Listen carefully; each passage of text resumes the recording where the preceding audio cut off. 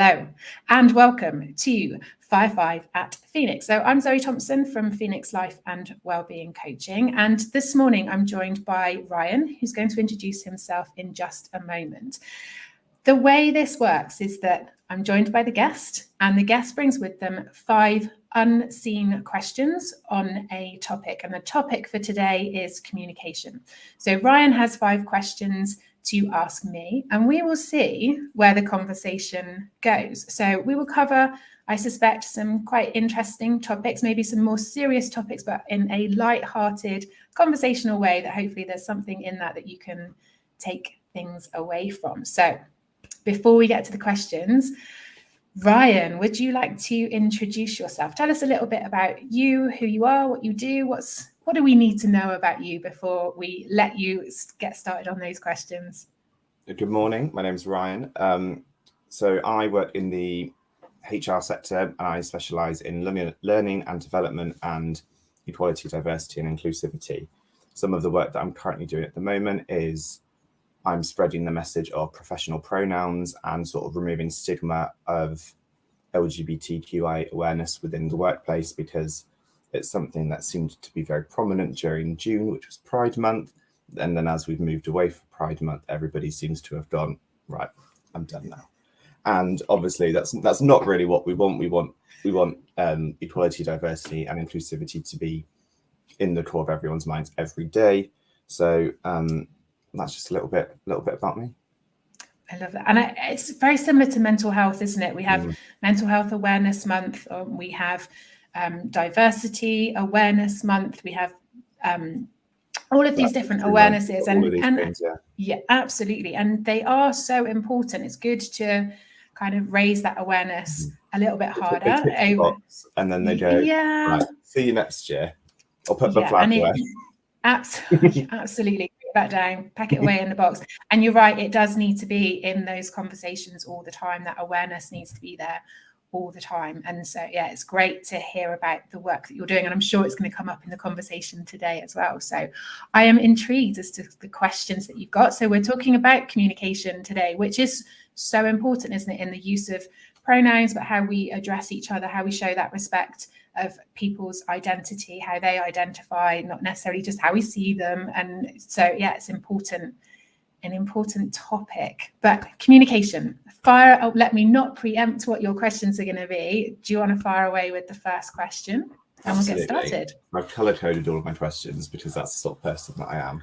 So my first question is, when was the last time you didn't communicate effectively, and how would you rectify that in hindsight? Ooh, good question. Because it's interesting, is that there's that saying to say that you can't not communicate. Everything that we do is communication, isn't it? But that key word there, the effective communication. So for me, the definition of effective communication is really checking in that the person that we're talking to has understood what I'm trying to say in the way that I want them to understand it. And I think those misunderstandings do happen all of the time. I think, if I'm being honest, because I do what I do, I'm very aware of that.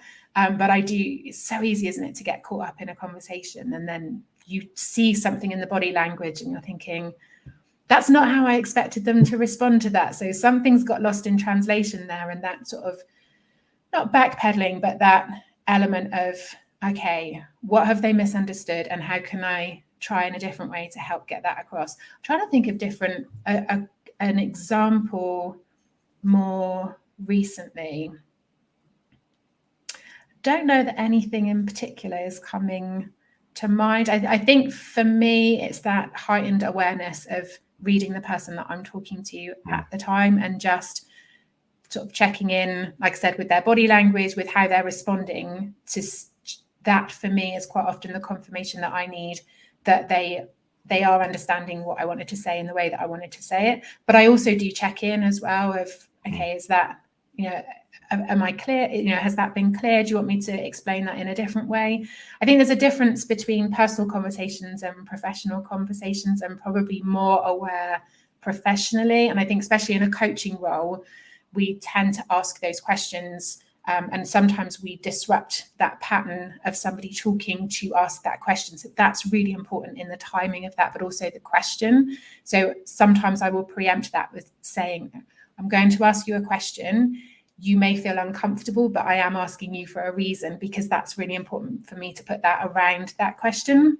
I think, if I'm being totally honest, personally, the awareness probably isn't quite as high, because you relax, don't you? And you just go with the flow of the conversation. But I think also when I'm communicating on a personal level, I know the individual, so it's much easier for me to spot of that difference in, okay, I wasn't expecting that response. I'm not sure that you've understood what I meant in the way that I intended it to. And that's sometimes the difference, isn't it? Is that intention. So I don't have an example, but hopefully there's something in there that still answers the question. I really can't think of one. I'm trying to think when there has been a misunderstanding. I think that I have had conversations, and especially when certain topics come up around BLM and pride and lots of things that are going on in the world, where people have got quite strong opinions and people have got quite they're quite defined on what they think and what they feel. And I think sometimes those conversations open up the misunderstanding or a disagreement. And I think I sometimes have to remind myself that these conversations are not about convincing somebody to think a different way. It's about opening up their own understanding and recognizing that there's different ways and there's different opinions, and opinions are not necessarily fact, that they're not necessarily a right or a wrong, but actually being able to open up different ways of thinking, different thought processes, sharing of experiences that help people to understand and maybe open up their own way of thinking. So I think that is, I think if I was to give any example, it's those kind of conversations where there's been a misunderstanding, or perhaps that effective communication hasn't been quite as effective because you get quite caught up in that conversation. Yeah. Thank you. Good first question. Thank you very much. I apologize, I didn't have an example. But hopefully, I thought I would go for something that sort of set the mood and just made it feel a little bit, because I loved what you did last week, but I felt it was all about sort of the positive side of communication. And a lot of the work that I do, especially around EDI, you don't get to have much of a laugh. So I thought it'd be quite interesting to sort of reframe the conversation slightly. So moving into my next question, do you think that moments of conflict can be communicated effectively? Because a lot of the time when I go into workplaces and I try to tell them about stuff that they're not doing that they should be, it's often met with an immediate, there's a barrier. And I think as an individual, I'm very good at sort of powering through that, but I know that not everybody is. So do you have any sort of tips of how to navigate that sort of feels authentic to the people that would consider themselves to be more introverted and more passive and not get inspired by moments of conflict? Such a great question. And I think the short answer is yes. I think conflict can be, repeat the first line of the question so that I say it in the right way. Do you think moments of conflict can be effectively communicated? Yes, I do. I will expand on that. I think they do. I think you can, absolutely, you can do that. I think there's some preparation when you go into those conversations. There's an awareness of how people will respond, and that people will initially respond with emotion, and they will also, quite often, more than not, they will respond from that self-preservation, self-protection mode. So when you go into those conversations where you're perhaps offering some feedback of things that they aren't doing well or things that they could do better, people will quite often jump in and get defensive. They'll want to defend themselves. They'll want to try and provide some context around how they've approached something, or maybe something that they've said. They'll want to defend the way that they have maybe had. Their face, they're like, well, I'm a good person, I'm not racist. And it's like, I'm not saying that you are, I'm just saying that you've got policies in place that prevent people from these different backgrounds from having the same opportunities as other people. Absolutely. I think it is tricky to navigate that conversation. I think not everybody feels confident enough to to just go stop and listen to me. Do you know what I mean? Yeah. And it is difficult, because ultimately the conversation that you're having is basically saying to them, this needs to be better, this can be improved. And I think, dependent on the individual that you're speaking to, some people are more open to that than others. So some people will feel that that's more of a criticism about what they've done, and other people will recognize that certain things might have been done with good intention, but there's unintended consequences of those good intentions. So I think how we go into those conversations can be really important, how we set the scene to say, look, some of this conversation is going to get uncomfortable because things need to change, and change is uncomfortable.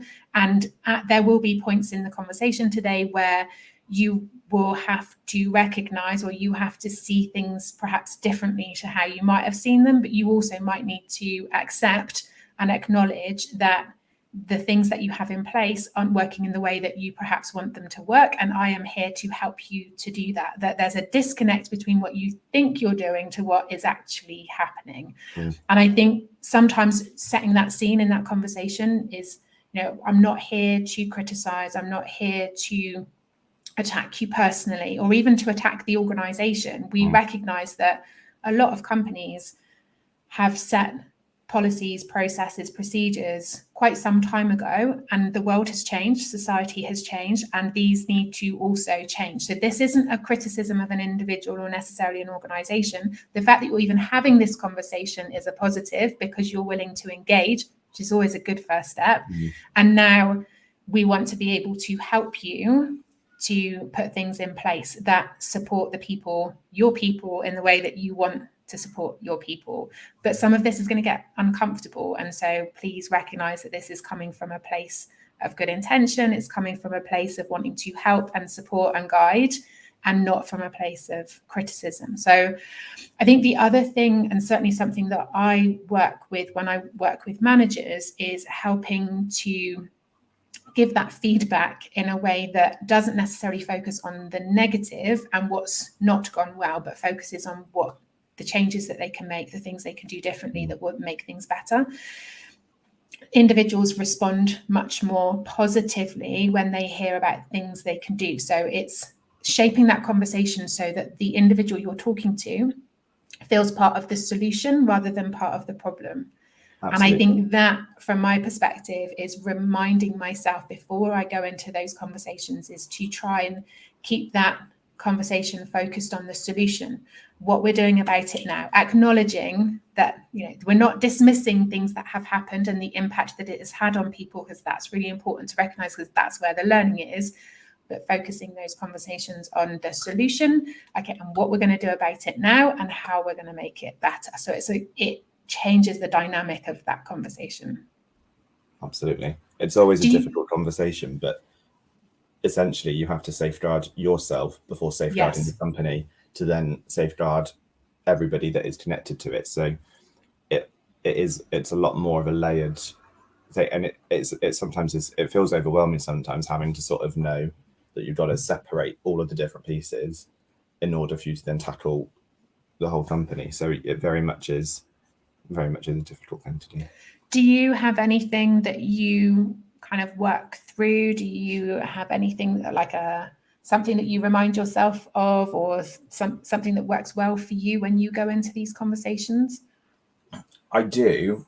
It's not as, it's the thing that I always remember is that I've been brought in for a reason. So the thing that took me a bit of time growing up was sort of realizing, not the self-worth side of things, but knowing what I'm good at, what I have the authority to talk about, and what I don't have the authority to talk about. So I've been asked in the past to go into companies and talk to them about racial diversity, which is something that I could talk about, but as a Caucasian person, I do not have the right to go in and talk to them about the fact that everybody within their company is white, because there's a level of irony that isn't even comical. It's just, it shouldn't be happening. We should be getting people of these different groups to go in and talk and raise awareness. Yeah. So it's one of those things that I always know that if I've been brought in to help with diversity, that there is one area that I focus on more prominently than others, which is the idea of professional pronouns, unconscious bias, LGBTQIA sort of elaboration. Those are the things that I am very comfortable and confident going into the workplace talking about, because I know that I do have a right to talk about these and I am the right person to talk about these things. So I always remind myself of that before going in, and then I feel like no matter how the conversation's going, in my mind I have the upper hand because I am the expert. So they either they listen to me and improve, or they don't, and then it's on them for not putting the work in. So I think that's my, it's not a mantra as such, but I always go, I'm the right person to be talking about this. I know what I'm talking about. And then that sort of, that I think that dynamic of me going in as I'm telling you things you need to know, not that you want to know, it then helps navigate through any sort of awkwardness that may occur within the sessions that I run. And it's that recognition of your personal experience and your professional expertise that combined is why you are sitting at the table having those conversations. And yes, absolutely, you can speak and explain the experiences of other people, but nobody explains the experiences and the impact of those experiences as well as the people who have been impacted. So yes, we can be allies and speak up on behalf of people, or speak up in a way that supports the people who are speaking up. But absolutely, we need to create that space for people who have those lived experiences to speak, and give them, create that space and support them to find their own voice and be able to speak up. And I think it's not, as an ally, I think it's that awareness of, it's not about speaking for them, it's about creating that space and supporting them to speak up and share their experiences, because that's what creates the understanding from my own experience. But I think there's sometimes that we feel like we need to speak for people, and that almost then undermines the whole point is of a difficult giving way people to that navigate space. because a quote that I absolutely adore, to the point that I have it sort of tattooed onto my body, is that privilege isn't about what you've gone through, it's what you haven't had to go through. And I think it is really important for us to acknowledge our privilege, because I know full well that I have male presenting privilege, I know full well that I have white privilege, I have all of these things that have essentially allowed me to get into the room above other people that could quite easily talk about what I do talk about. But it would be a disservice to everybody else within my community to not acknowledge that and to not continue to have the conversations, because at the end of the day, the conversations are still being had. It is tricky, because for instance, if we were to talk about sort of women equality within the workplace, I'd potentially have a higher opportunity to go in and talk about it because I am male presenting. Am I the right person to talk about that? Absolutely not. And it's that grey line of, do we then have the conversation and still make that conversation happen, or do we potentially lose the opportunity to talk about an important issue? And it is tricky. But what I try to do within the work that I do is, if I'm brought in for an EDI session, I will talk predominantly about the things that are my speciality, but then I will try to bring in other examples, and even if it's just using the words Black History Month, or about sort of gender pay gaps, even if I just sort of mention those words, it then sprinkles the idea that those are other things that they need to be having. And quite often or not, I will use the example of, I'm here to talk to you about these things because this is my speciality. I could talk to you about Black rights, but I'm not the person to do so. So it is tricky to navigate, but I think it does go into the grey area of, do we have the conversation, or do we potentially lose the conversation? And that's something that, again, it's hard to communicate, because the conversations need to be had, but they need to be had with the right people in the right positions. Absolutely. And I think that's, for me, that's when you look at the element of using your privilege and using that, be trying to step in and be that good ally for people, is to speak up on their behalf when they're not there, but create that space for them to speak and support when they are. And Absolutely. I think because you're right, the conversation, I absolutely agree with what you're saying. The conversation needs to be had. You don't want to dismiss the conversation because a person with relevant lived-in experience isn't present. You do want to speak up on their behalf, but it's important to not speak for them when they are there. Again, And it is a minefield, and I think one of the things that I always say to people is that if there isn't a person there, it's just sort of mention is to use the phrase, we should get somebody in to talk about this. Yes. And I think the more confident we can be communicating that sort of phrase to keyword, I think I think the better these sorts of situations will be. And it's just about destigmatizing and normalizing the fact that you should get different people to talk about different things. Absolutely. I agree. Great conversation. Yeah. Thank you. You're very welcome. Would you like my third question? I would. Go ahead. So this question is sort of linking into your experience as a wellbeing coach, because I'm quite interested about this. Can you talk about how you help people communicate their boundaries effectively? Because I know that a lot of people struggle establishing them, and once they've established them, they then struggle to sort of retain these boundaries. I'm very good at sort of setting them myself, but I know that there's a lot of people that don't know where to start, and I'm not necessarily good at telling other people how to do it because it doesn't work for that type of person. So what are your sort of your tips? The boundaries comes up a lot, and I think exactly what you were just saying there. It's not necessarily, the challenge isn't necessarily creating the boundaries. The challenge is communicating them. Absolutely, holding those boundaries in place. So the way that I explain boundaries to people is that kind of my house, my rules. So your boundaries are your house rules, and ultimately you set your house rules. And if people want to come into your house, they understand that they have to abide by those rules. But at the same time, they also fully have the right to say, no, I'm not doing that, and walking away.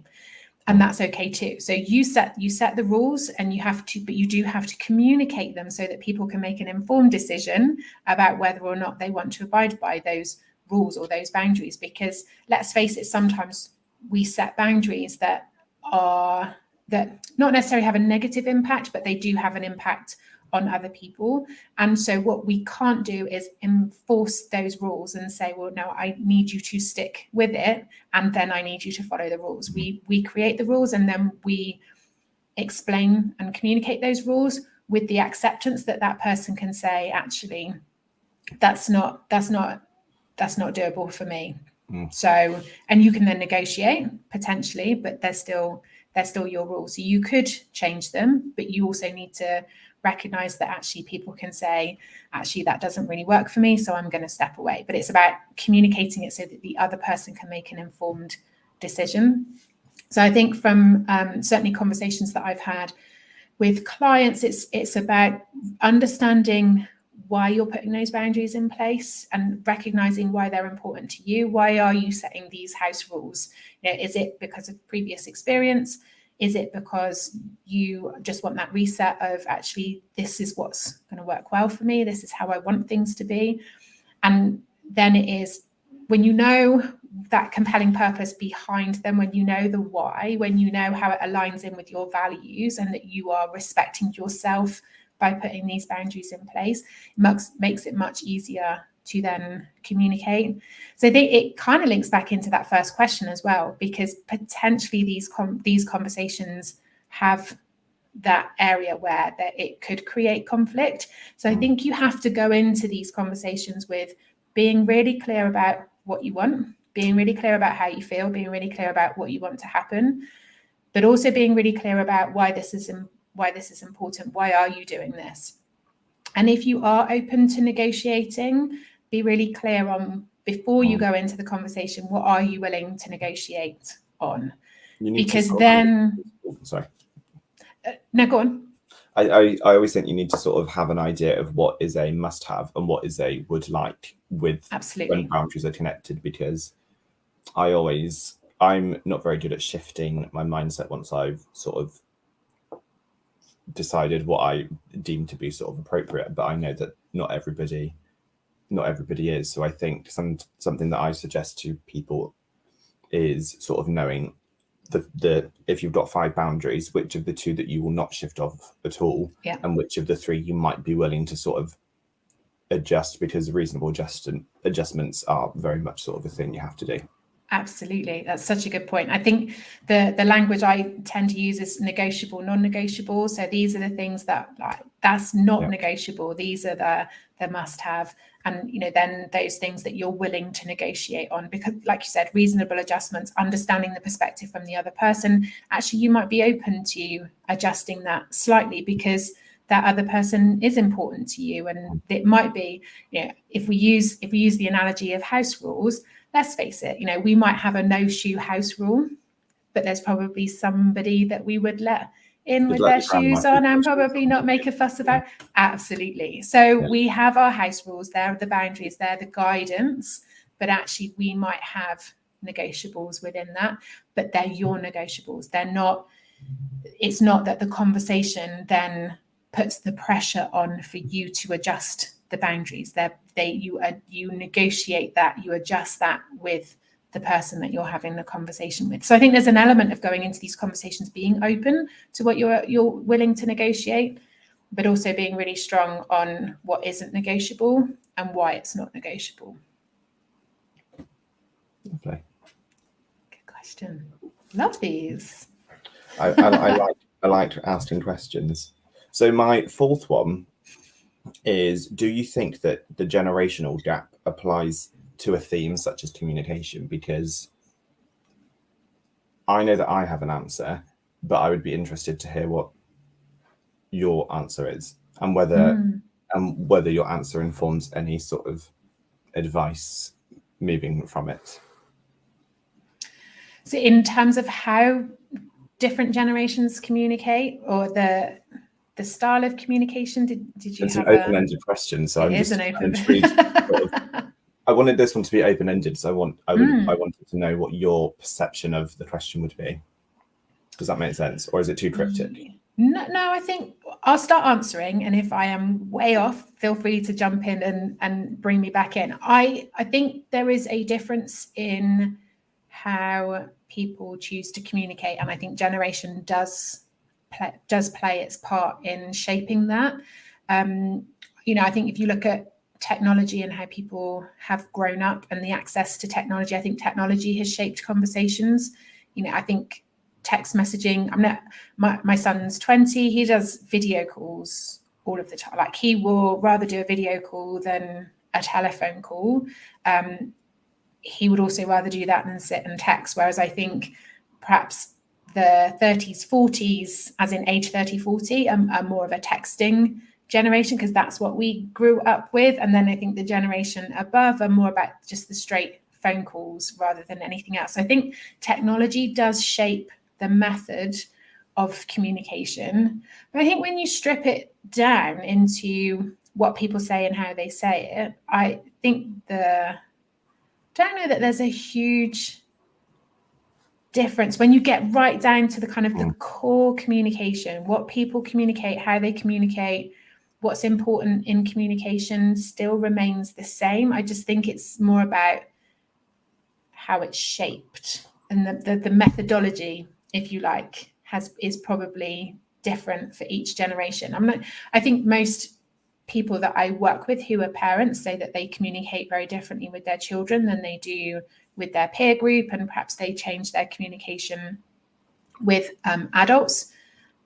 But I think also, even within our own age groups, we change how we communicate when we're in a professional environment. We change how we communicate with people we don't know so well. So I think we all adapt how we communicate. And I think that most people will look at the person who they are communicating with and do their best to communicate in a way that fits the needs of the person they're communicating with. I don't think that is different within generations. I think all generations tend to try and adapt a little bit with how they communicate. And I think some individuals are more comfortable with being able to do that. They're able to flex their communication style much more easily than others. But I think that's an individual skill. I think it's a social skill, isn't it? It's a communication skill of being able to flex and adapt to being in a professional environment 1 minute and being with your mates the next, and then speaking to your grandparents.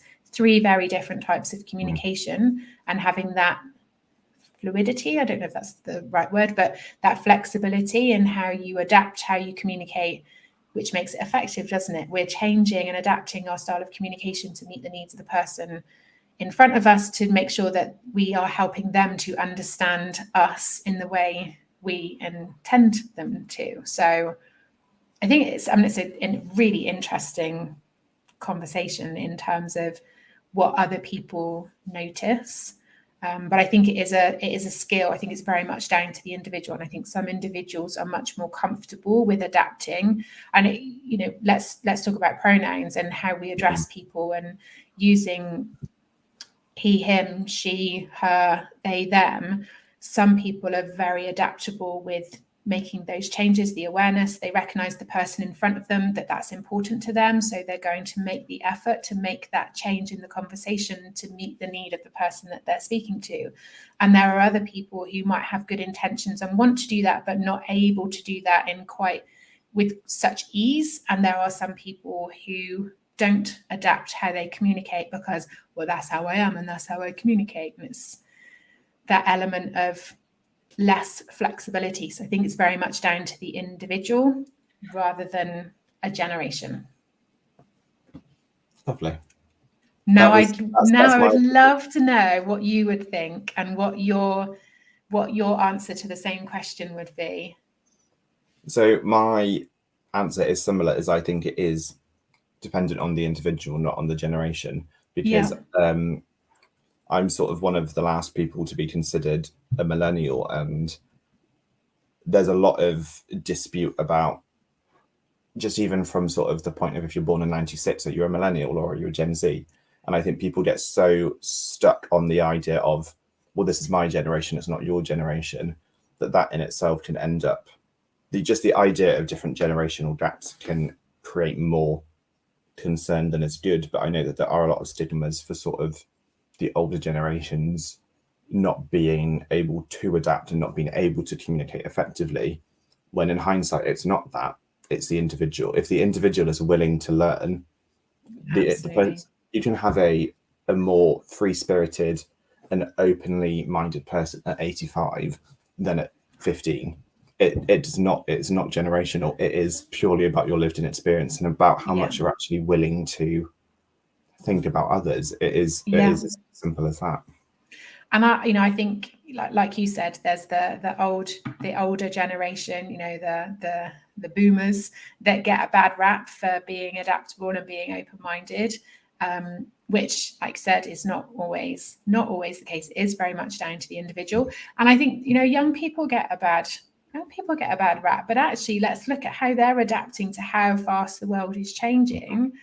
That they're adapting and flexing to what is needed way quicker than perhaps some of the rest of us. But I do think it is that open-mindedness, it's that willingness to learn, willingness to try something different, that curiosity, but also that respect of, it might not be important to you. That's okay. We're not trying to say it has to be important to you. What we're saying is the person that you're talking to, it's important to them. So just bear that in mind, just adapt and flex as you communicate, to respect that. That's all anyone's ever asking, isn't it? Mm. And that curiosity to learn and understand a little bit more, why is this important to you? What is your experience? Understanding, because that's what helps build the connection. Otherwise, you're talking the labels of generation. Again, it's a pigeonhole, isn't it? It's a label of, well, you are this, so you are expected to behave this way. And it's like, well, actually, that's not how I feel. I don't, identify with those behaviors. That doesn't describe me. And so much of what we've been talking about today is just those hard and fast, strong labels and need to pigeonhole and need to categorize that actually, what does the individual want? What does the individual need? How does the individual need you to show up with them to get the best out of them? And that's the key with businesses as well, isn't it? Is that actually, if you want the best out of your team, you have to understand and learn what what is important to each individual, and how does each individual want you to manage them. And one of the questions that I go through with managers is asking that question of, how can I be a better manager for you? What can I do differently that would make me a good manager for you? Not for the team, not for the business, for you as an individual. What do I need to do differently as a manager to be a good manager for you? Because that's the question, isn't it? Because it's not about what the textbook says about your manager behaviors. It's about what behaviors do you need to use to support and guide and get the best from that individual. So it's just adapting. We are all individuals. And I think if we go back to that, you're dealing with an individual, you're speaking to an individual. You don't need a race pigeonhole. You don't need a gender pigeonhole. You don't need a nationality pigeonhole or a class pigeonhole or a qualifications and level of education pigeonhole. You're standing one person to one person. That's what you work with. Oh, that felt a bit ranty then. Did that come across as ranty? No, it didn't. It didn't feel ranty, but it has made me consider going off book for my final question. Oh, I'm going to do it. Okay. Do it. So I completely understand, and a lot of the time I completely champion the idea that the business needs to focus on the individuals and not the business. But to play devil's advocate, how do we then navigate running a business that needs to improve based off of the needs of individual people? Because when does it become about one specific individual as opposed to the well-being and the safeguarding of your entire company? Does that make sense? I think so. And I think ultimately the purpose of a business is to be a successful business, isn't it? Because if you don't have a successful business, you can't employ people. However, if you have good employees who are positive and willing and motivated and who they want to do a good job, if they feel respected and they feel valued, they want to do a good job. And when they do a good job, you get a good business. That for me is like, that's for me the bottom line of, if you want a successful business, then you have to have willing, motivated people who want to show up and do a good job. And that then comes down to the level of how you treat each individual. And I think the challenge for a lot of businesses, it's not necessarily the way the business works. So if you were to speak to the person at the top of the business, it's not necessarily about their intention or their mission.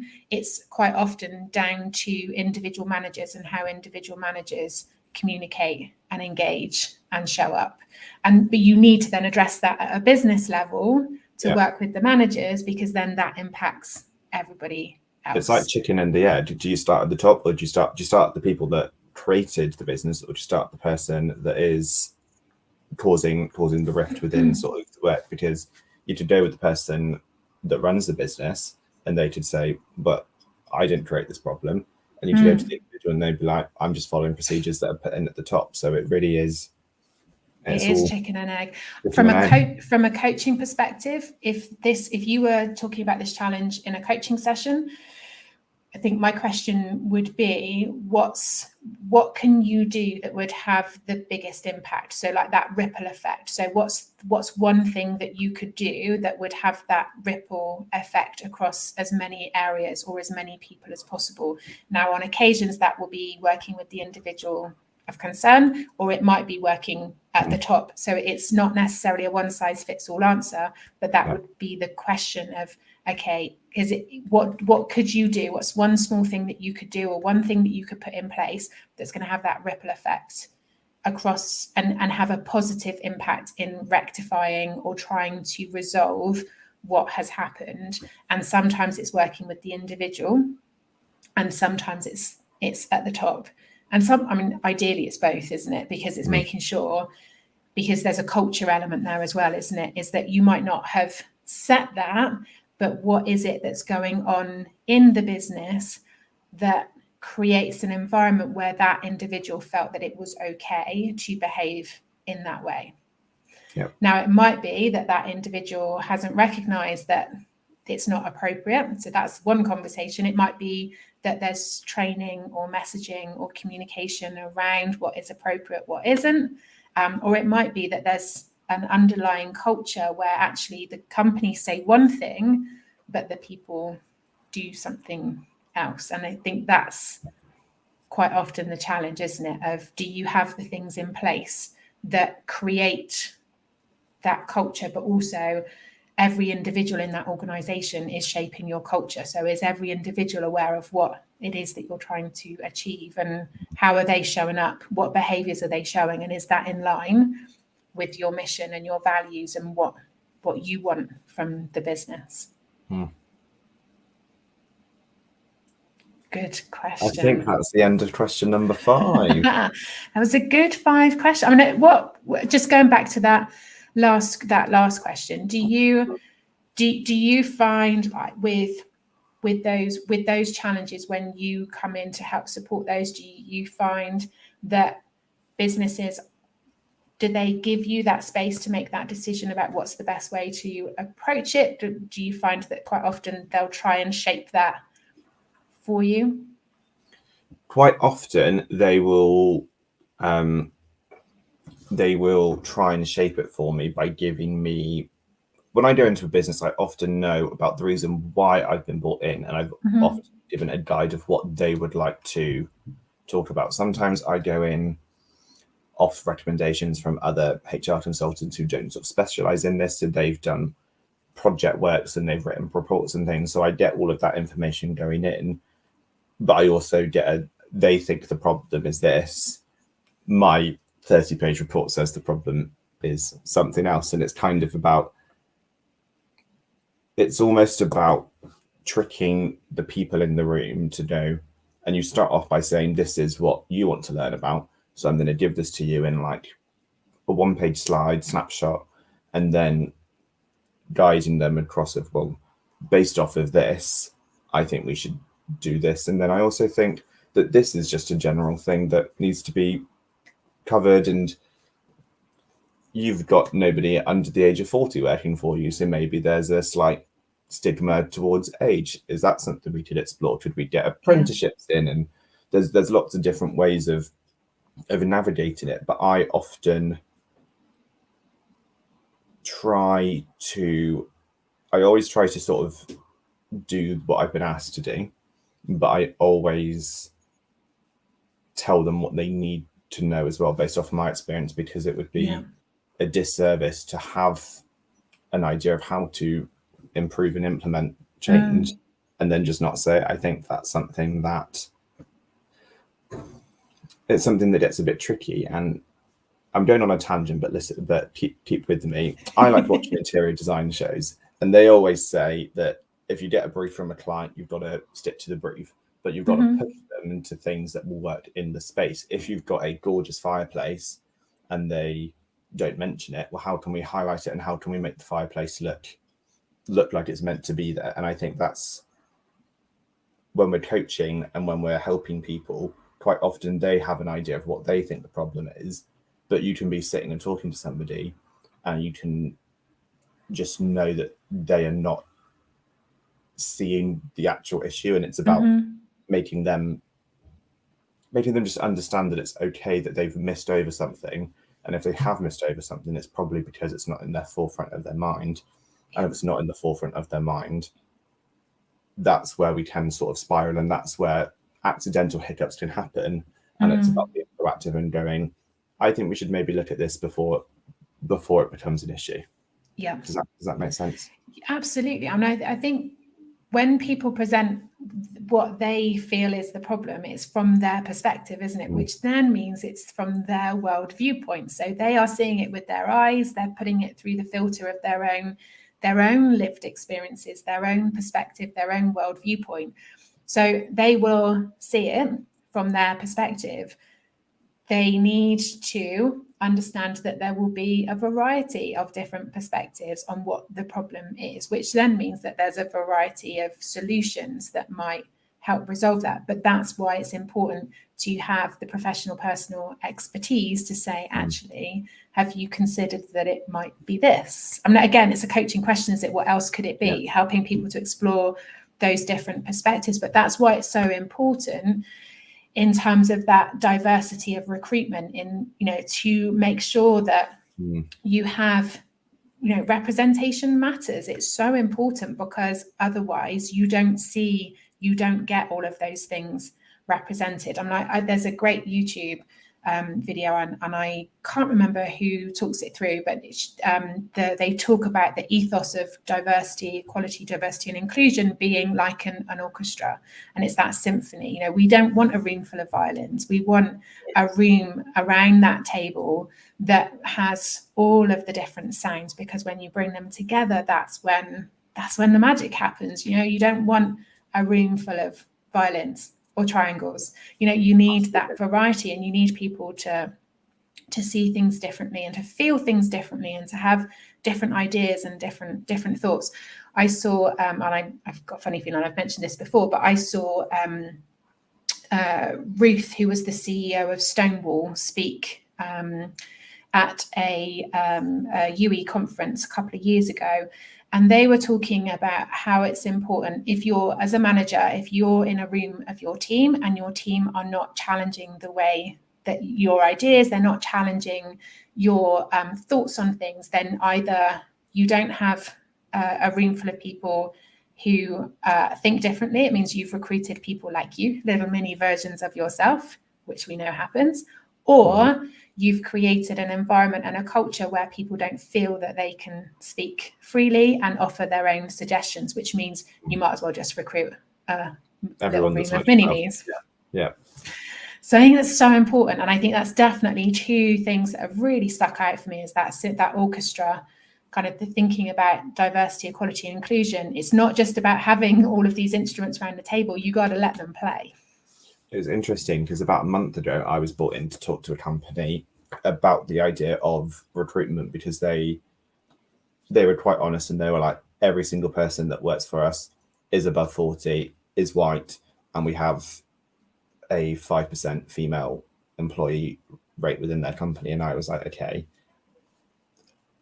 I was like, it wasn't necessarily something that I often get good results, but I couldn't get a good outcome from them because they ultimately didn't see an issue with how they were running things. I was brought in by another consultant to sort of come in and do some work because they specifically requested help on this. And then throughout the entire hour and a half sort of session I was running with them, I was just met with, but we do this because of this, and it's really important for us that we have people with the experience. And it's like, but you're masking this idea of experience with ageism, and they didn't like that. And I was like, well, this is what you're doing. If no one on your staff is under the age of 40, then how can we not call it ageism? And it is a tricky one, because I was giving them all of these tools about how you can sort of be going to the local schools and colleges and sort of say, we're really looking to expand our age range.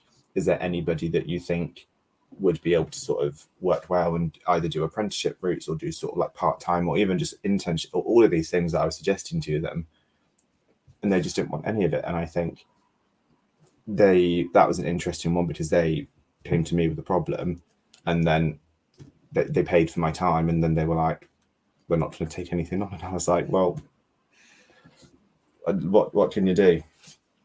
And that's the whole thing, isn't it? Is if you don't do anything differently, then you're going to continue to have the same problem. If you do the same thing, you get the same results, and that's the challenge, isn't it? And I think, okay, so you need the experience. So how are you making sure that younger people or a different generation or a different group of people are being offered those opportunities so that they have the experience, so that they can come and apply? Get downstream and get upstream, and get in there and say, right, okay, how can we help this at the, you don't need to go back one step. Sometimes you're going to need to go back multiple steps to look at. And right to the beginning. Sometimes it's more work than people are willing to put in, and it's like, well, that I love giving people quick wins, but even when so you probably experience this yourself as a coach, you can give people as many quick wins as you want and that you think that they'll be capable of doing, but if they don't action any of it, then it's becomes a long-winded task. And it's one of those things that I give people a quick win because it's something that they can implement from that day, and if they don't do it, it then becomes overwhelming, because they're like, oh, Ryan gave us 5 quick wins, we've not done any of it, that was 3 months ago. And it's like, well, it's because I gave it to you when you were in the moment, when you had your thought on the change that needed to be done. Yeah. And probably like yourself, when you're sat there talking to a manager or a business owner and go, right, you need to do this because this is your problem. I'll do it tomorrow. They don't have the same mental engagement and focus tomorrow as they did today. So then that task becomes unimportant. Yeah, there's that energy shift, isn't it? When they go back to the other priorities of other things that need to be done. But you've got quick wins. Quick wins are really important. Seeing that immediate return, seeing that immediate benefit is really important. But we're also talking about legacy and future. And that isn't going to be a quick win. That is about a long-term build, but it's also about long-term results. And that's just as important as the quick stuff. Wow, what a fascinating conversation. Thank you so much. You're very welcome. Great 5 questions. Good switch on the last one. I'm intrigued as to what that 5th question was before you changed it over. Well, maybe I'll email it to you. Okay. All right. I look forward to that. And thank you so much. Really great questions, and also really insightful conversation too. And hopefully something in there for people to take away. That certainly I've taken away from this conversation. So thank you so much.